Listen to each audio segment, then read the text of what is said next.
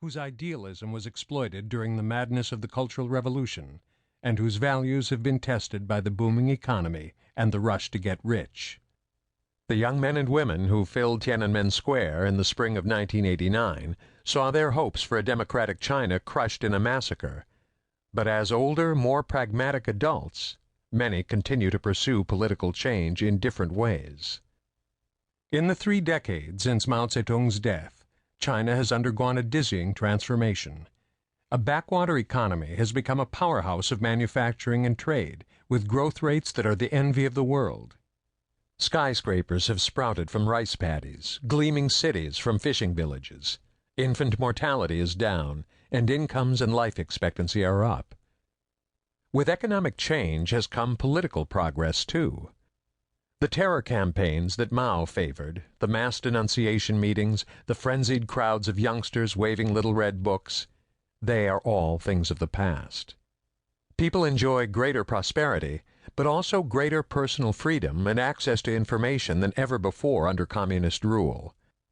By almost any measure, the country's last 25 years have been the best in its 5,000-year history. But the Chinese people have not yet escaped Mao's shadow. A momentous struggle is underway for the soul of the world's most populous nation. On one side is the venal party state, an entrenched elite fighting to preserve the country's authoritarian political system and its privileged place within it. On the other is a ragtag collection of lawyers, journalists, entrepreneurs, artists, hustlers, and dreamers striving to build a more tolerant, open, and democratic China. The outcome of this struggle is important not only because half of the planet's population without basic political freedoms lives in China, or because other governments around the world are already copying the Chinese model to curb demands for democratic change by their own peoples. It is also important because what kind of country China becomes, democracy, dictatorship, or something in between, will help answer one of the pressing questions of our time. How will the rise of China affect the rest of the world? In other words, the future of the Chinese political system could define how China behaves as an emerging global power, how it interacts with its neighbors in Asia, and with that nation watching it so closely on the other side of the globe, the United States. This book is an attempt to describe the battle for China's future through the eyes of a handful of men and women. I begin in Part 1 with the efforts of individuals to unearth and preserve the nation's tragic recent history. The party's ability to rewrite the past is critical to its grip on the present and the future, and it has tried to maintain a sanitized account of events that serves to justify its rule. But from the violent beginnings of Chinese communism to the Tiananmen Square massacre, society is beginning to recover the truth. Part 2 explores how the party evolved after Mao's death and adapted to survive. The totalitarian socialist state that Mao built is no more.